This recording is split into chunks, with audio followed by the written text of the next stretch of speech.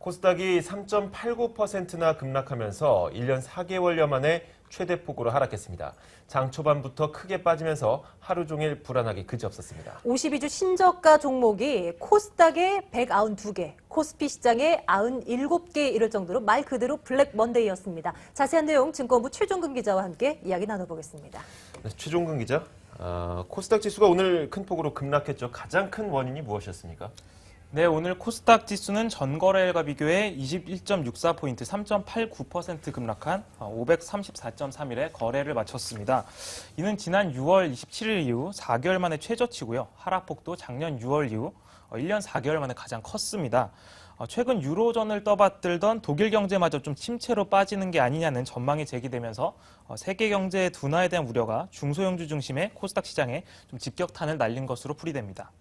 미국 증시에서도 기술주와 중소형주 위주의 나스닥 지수가 지난 주말 2.3%나 급락한 것도 좀 심리를 냉각시키기에 충분했습니다. 네, 업종별로 좀 볼게요. 어떤 업종의 하락폭이 특히 두드러졌습니까?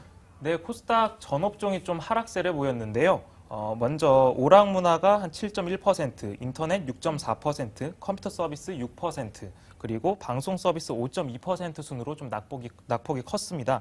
특히 내일 신주 상장을 앞두고 있는 다음카카오의 경우 외국인 투자자와 기관 투자가의 매물이 좀 쏟아지면서 7.7% 하락했습니다. 파라다이스는 6%, 동서 7.1%, CJ ENM도 11.2% 급락하며 코스닥 시가총액 상위 종목 대부분이 좀 부진한 모습을 보였습니다. 이들 낙폭이 큰 대형주 같은 경우에는 대부분 기관 투자가의 매도가 좀 대거 출회가 됐고요. 개인 투매와 더불어서 좀 기관의 손절매 등 수급이 좀 극도로 악화됨에 따라서 좀 10% 안팎의 좀 조정이 나타났습니다. 네, 코스닥 시장의 하락폭만큼은 아니지만 오늘 코스피 시장의 낙폭도 적지 않았습니다. 자, 오늘 코스피 사흘째 하락하면서 1920선까지 내려왔죠.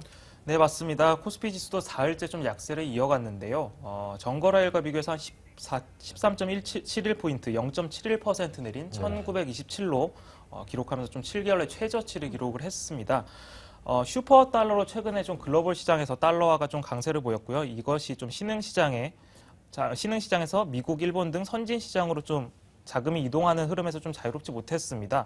이 때문에 외국인은 이달 들어서 코스피 시장에서 한 1조 6천억 원 정도의 주식을 내다 팔았습니다. 증시 전문가들은 글로벌 금융시장의 변동성이 좀 당분간 이어질 것으로 보고 있는데요. 먼저 이경민 대신증권연구원 이야기 한번 들어보시겠습니다. 달러 강세가 좀 잦아드니까 이제 유럽의 경기 불확실성이 가세하고 있어서 시장의 자체 흐름이 좀 부담스럽게 흘러가지 않나 생각을 하고 있습니다.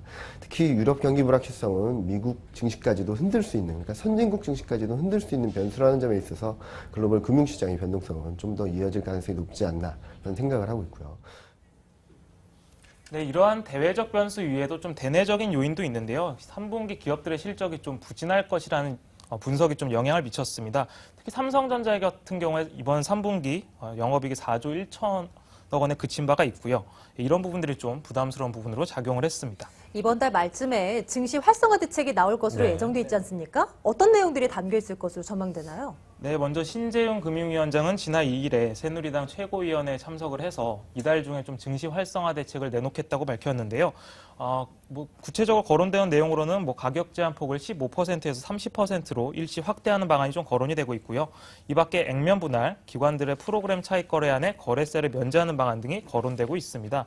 시장에서는 투자 심리 회복이라는 측면에서 대부분 좀 긍정적이란 분석인데요. 다만 증권거래 인하세에 대해서는 최경환 경제부총리가 주가의 기본은 기업의 실적이라면서 인위적인 부양은 좀 옳지 않다. 또 일부에서 기대하고 있는 증권거래세 인하는 좀 검토한 바가 없다고 밝혔습니다. 원칙론적인 얘기이긴 했지만 시장은 정책당국에 좀 불협화음이 나타났다면서 증시 활성화 대책에 좀 기대에 미치지 못할 것이라는 걱정을 내비치기도 했습니다. 네, 알겠습니다. 잘 들었습니다. 증권부 최종근 기자였습니다. 수고하셨습니다.